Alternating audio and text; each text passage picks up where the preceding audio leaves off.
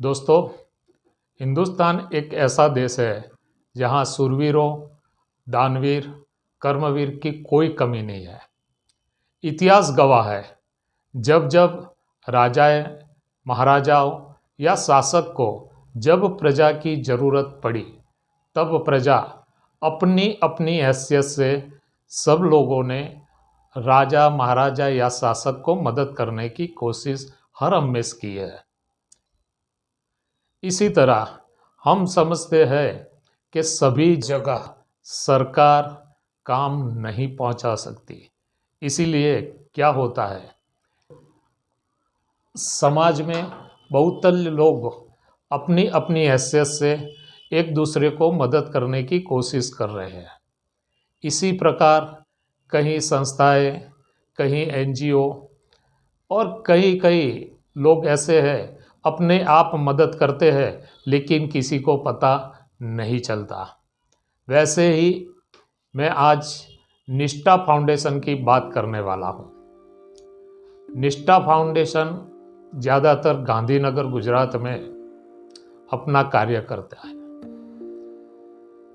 निष्ठा फाउंडेशन ने पहले जो कोरोना लहर आई थी, तभी भी सबको जिसके घर कोरोना ग्रस्त हुए हैं वहाँ टिफ़िन सर्विस दी थी। घर के जितने भी सभ्य हैं सभी के लिए वो टिफ़िन देते थे। कोरोना की दूसरी लहर में भी उन्होंने वही सेवा चालू रखी। ये सेवा उन्होंने जब शुरू की तब गांधीनगर और गांधीनगर के आसपास के एरियाओं में पैम्पलेट्स डिस्ट्रीब्यूट किए, न्यूज़पेपर में ऐड दी और अपना एक व्हाट्सएप नंबर उसमें लिखा था। जिस हिसाब से जो कोई व्यक्ति को ज़रूरत होती थी वो व्हाट्सएप करके निष्ठा फाउंडेशन को बताता था। निष्ठा फाउंडेशन इस हिसाब से रसोई बनाकर पैकिंग करके ऊपर स्टिकर लगाते थे।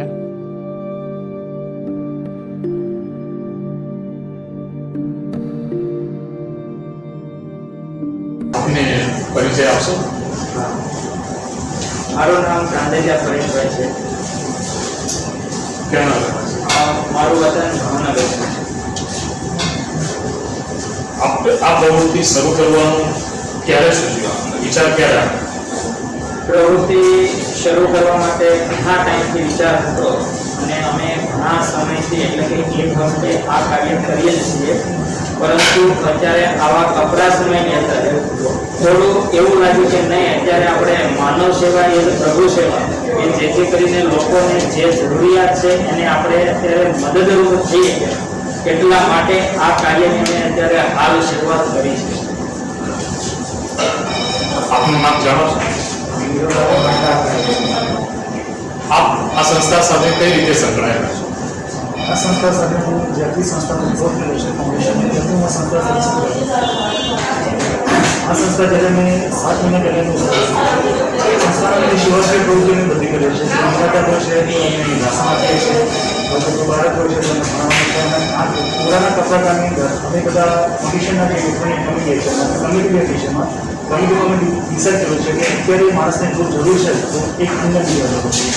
અમને એવું બને છે કે જ્યારે કોરોના છે તો કોરોનામાં ટોટલી એમાં સેકન્ડ વેવ જે આવેલો છે એમાં ટોટલી છે ફેમિલી ગ્રુપ છે। મતલબ કે કોરોના જો એક વ્યક્તિ જો એમાં પોઝિટિવ થાય છે તો ટોટલી પોઝિટિવ વ્યક્તિ મતલબ બધા તમામ સભ્યો પોઝિટિવ થાય છે। તો એના માટે અમે બધાએ નક્કી ડિસાઇડ કર્યું છે કે આપણે જે કોરોનાગ્રસ્ત વ્યક્તિઓ જે છે એમના માટે આપણે ટિફિન વ્યવસ્થા મેથી ચાલુ કરી છે। ફક્ત કોરોનાગ્રસ્ત દર્દીઓને કે એમના સગા સંબંધી હોય કે દાખલા તરીકે એક પુખ્ત વયનો માણસ છે કોરોનાગ્રસ્ત થયો અને એની મદદ એજેડ છે, તો તમે ટિફિન વ્યવસ્થા ફક્ત કોરોનાગ્રસ્ત દર્દી કે બંનેને આપશો? બંનેને આપીએ છીએ। આપનો પરિચય? મારું નામ રાહુલ ચાંદલિયા છે અને હું NGO સાથે જોડાયેલો છું અને એનો વાઇસ પ્રેસિડેન્ટ છું। રોજ આપણે કેટલા ટિફિન પ્રોવાઈડ કરીએ છીએ? રોજે મેક્સિમમ શું હતું, જ્યારે કોરોનાની બીજી આમ તો આપણે પહેલી લહેરથી શરૂ કર્યું હતું, પરંતુ જ્યારે બીજી લહેર હતી ત્યારે એક સાથે એટલા બધા લોકો કોરોનાગ્રસ્ત થઈ ગયા, એટલે જે ટિફિનની જે રોજની ઓલી હતી મેક્સિમમ 450 બપોરે 550 મેક્સિમમ 25 30 25 પાણીનો છે એટલે આખા દિવસના 750 થી 850 ટિફિન જોવા જતા. આ જે ડિસ્ટ્રીબ્યુશન અને રસોઈ બનાવ એ કઈ રીતે તમે મેનેજ કર્યું છે, વ્યવસ્થા કરી છે? અમારી જે આખી ટીમ છે એમાં અમે 2 વિભાગો પાડેલા છે. આપણે આખી જે ગાંધીનગરની અંદર જે લોકો કોરોનાગ્રસ્ત છે એ લોકોને આપણે કીધું છે કે ભાઈ જે લોકો રસોઈ બનાવવા માટે સક્ષમ નથી અથવા તો એમના ઘરે તકલીફ છે એ લોકો આપણને વોટ્સઅપ મેસેજ કરશે કે ભાઈ અમારા ઘરે 2 3 5 આટલા ટિફિનની જરૂરિયાત છે. એ પ્રમાણે અમે એને નોંધી અને એનો આખા ગાંધીનગરના દરેક સેક્ટરમાં આપીએ છીએ. વાવોલ આપીએ છીએ, કુડાસણ આપીએ છીએ, રાયસણ, આ બાજુ ગોળી, આ બધા જ વિસ્તારની અંદર અમારી આખી ટીમ છે. એ ટીમ દ્વારા જે મેસેજથી જેટલી સંખ્યા થાય છે એની સૌથી પહેલાં અમે રસોઈ તૈયાર કરીએ છીએ. રસોઈ તૈયાર થયા પછી અમે લોકો એને ટિફિન વાઇઝ એટલે કે એક ઘરની અંદર 5 જણાનું હોય, 2 વ્યક્તિનું હોય કે 3 વ્યક્તિનું હોય, એ રોટલી, દાળ, ભાત, ચા, સબ્જી અને સલાડ. સાંજ હોય તો દાળ ભાતની જગ્યાએ અમે ખીચડી કરી આપીએ છીએ. એરિયાની અંદર આટલા વિસ્તારની અંદર ગાંધીનગર ફેલાયેલું છે. તમે વાવો, કુદાસણ, સકાસણ એ બધે પણ આપો છો. ડિસ્ટ્રીબ્યુશન કઈ રીતે કરો? हमारे निष्ठा फाउंडेशन जो भी वॉलंटियर है तो वॉलंटियर में हमें तबक्के वाइज આપેલા છે. मतलब કે જો સેક્ટર 1 2 3 4 5 એની અમુક ડિસ્ટ્રીબ્યુટ કરેલા છે કે અમુક જે છે મિત્રો અમને વાવનો એરિયા આપેલો છે, અમુક સેક્ટર 27 28 સુધી 30 એમને જે તારીખે પોતપોતાના સેક્ટર અલગ અલગ આપેલા છે. હવે તમે એમ કીધું કે 700 750 800 જેટલા પર ડે ટિફિન જાય છે, તો સ્વાભાવિક છે કે એની અંદર ખર્ચ પણ ઘણો આવતો હોય. તો આના માટે આપણે શું વ્યવસ્થા કરી છે? હવે પહેલા તો શું છે સાહેબ, અમારી જે બધા ટોટલી સ્ટાફ મિત્રો છે સાથે સાથે એનજીઓની અંદર ઘણા બધા વ્યક્તિઓ અમે જોડાયેલા છે જે પોતાની અમુક કમાણીની જે પૂંજી કહેવાય છે, જે 10% કોઈના 20%, જે બી જેવી જે સગવડ થાય એ પ્રમાણે પોતે ખુદ અમે પોતાનું ડોનેટ કરીએ છીએ અને એના દ્વારા જે ફંડ છે ભેગું કરીએ છીએ. સાથે સાથે ઘણું એવું પણ છે જે જગ્યાએ અમે ડિસ્ટ્રીબ્યુટ કરીએ છીએ ત્યાંથી ઘણા લોકો એવા બી હોય છે જેમના જોડે પૈસા હોય છે, ઘણું બધું હોય છે, એ લોકો ડોનેટ કરવા માંગતા તો એવી રીતે પણ એ ડોનેટ કરે છે, વસ્તુઓ પણ ડોનેટ કરે છે. એટલે આ રીતે ટોટલી આખું જે ફંડ આવે છે એ અમે ભેગું કરીને ત્યાં સુધી પહોંચાડીએ છીએ વ્યક્તિ સુધી. મતલબ એવો કે સમાજ પણ આની સાથે સંકળાયેલો કહી શકીએ, બરાબર છે?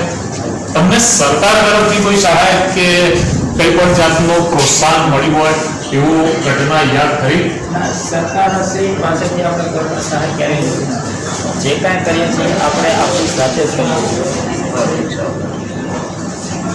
તમને એવું લાગે છે કે આ કાર્ય તમારા કરતા સરકારે કરવું જોઈએ એવું તમે માનો છો ખરા? પણ સરકાર બધે પહોંચી વળે એવું આપણે માની શકીએ એટલું ઇન્ફ્રાસ્ટ્રક્ચર સરકાર પાસે છે ખરું? હવે સરકાર અત્યારે સરકારની આપણે કન્ડિશન જોવા જઈએ તો સરકાર એની પૂરેપૂરા પ્રયત્ન કરી જ રહી છે. એ સરકાર જે છે સરકાર અહીંયા જે ફાઉન્ડેશન ચાલેલા છે તે ભોજન વ્યવસ્થા એમની વ્યવસ્થા કરી. સરકાર અત્યારે હોસ્પિટલાઇઝ બહુ વ્યવસ્થા કરે છે. માનવ સેવા એ દરેક વ્યક્તિનો અધિકાર છે. એક જ વ્યક્તિ ખાલી ફક્ત સરકાર જ કરે કે એક જ વ્યક્તિ કરે એવું નથી. દરેકના સહકારથી જ્યારે આવી કપરી પરિસ્થિતિ છે એમાં દરેક લોકો જો સાથ સહકાર આપશે, એકબીજાને સમજશે તો આ કાર્ય ઘણું સરળતાથી અને સહેલી રીતે થઈ શકશે. મતલબ એ કે સરકાર એનું કામ સારી રીતે કરે છે પણ સાથે સાથે સમાજનો પણ સહકાર સરકારને જરૂર છે, પાણીને જરૂર છે. બરાબર? સાચી વાત છે સાહેબ. તો સાથે સાથે સરકારની સાથે જો પબ્લિક સમજતી થઈ ગઈ અને સાથે સાથે જો બધા જ લોકો સાથ સહકાર આપતા થઈ ગયા તો જે આ મોટી મુસીબત જે મુશ્કેલીઓ છે એ બહુ જ આસાનીથી સરળતાથી બધા અને વેગ આપશું તો ફટાફટ બધા જે કોરોના દર્દ જે વ્યક્તિઓ છે એ બધા લડવાનું સ્વસ્થ થઈ જશે. આપનો પરિચય? મારું નામ છે તેજસ. આ ફાઉન્ડેશનમાં તમે શું કાર્ય કરી રહ્યા છો? કઈ રીતે સંકળાયેલા? ફાઉન્ડેશનમાં મારું કામ છે રસોઈ. રેસ્ટોરન્ટ હું સંભાળું છું. એ રાહુલભાઈ અને પરેશભાઈ જે પ્રમાણે ટિફિન ડેલીને ડેલી આવતા હોય છે તો મને વોટ્સઅપ કરી દેતા હોય છે કે બપોરના આટલા ટિફિન છે, સાંજે એટલા ટિફિન છે. તો એ પ્રમાણે હું મારું ટિફિન અહીંયાથી રેડી રાખું છું અને એ લોકો ટાઈમ પર આવીને ઘરે પહોંચાડી દે છે. અંદાજે કેટલા માણસો આ ફાઉન્ડેશન અને આ સેવા કાર્ય સાથે સંકળાયેલા હશે? આ સેવા કાર્યની સાથે અત્યારે અમારી 50 જણની ટીમ છે અત્યારે. સેવાનો કે જે અમે પીપીટી પરતા તૈયાર કરી છે અને બીજા લોકો જે લેવા જાય છે. પહેલાં તો તમારું જે આ ગર્જના ન્યૂઝ જે છે એમના માધ્યમથી અમે એક સંદેશ આપવા માગીએ છીએ કે અમે તો આ જે કાર્ય છે એ કરી રહ્યા છીએ અને બહુ સારું છે અને લોકોના સામેથી ફીડબેક પણ બહુ જ સારા આવી રહ્યા છે. જે લોકો સારા થઈ રહ્યા છે, બહુ ખૂબ જ આમ સરસ સારા આશીર્વાદ આપી રહ્યા છે, બહુ મોટી સારી વાતો પણ કરી રહ્યા છે.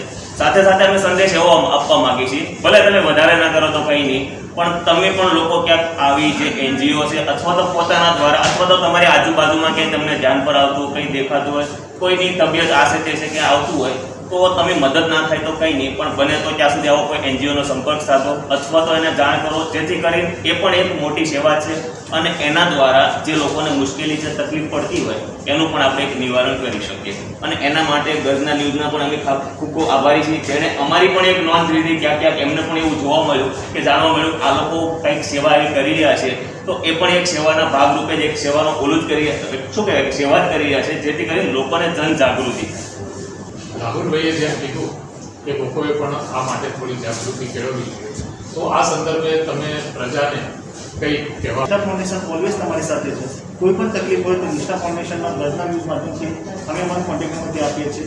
જો તમારી આજુબાજુમાં કોઈ કોરોના પોઝિટિવ હોય તો અમારા સંસ્થાનો કોન્ટેક્ટ કરી શકો છો. સવાર સાંજ ટિફિનની વ્યવસ્થા અમે કરીએ છીએ અને બીજું શક્ય હોય તો અમારા ફાઉન્ડેશન વતી છેલ્લા દિવસોમાં વાત કરીએ છીએ અમારી ગાડી 24 કલાક અવિરતપણે ચાલુ. કોઈ છે બીજું હોસ્પિટલમાં એડમિટ હોય છે, એમને ગાડીની વ્યવસ્થા થતી ના હોય ત્યારે બી અમે અમારી જે છે પ્રવૃત્તિઓ કરેલી. ધન્યવાદ.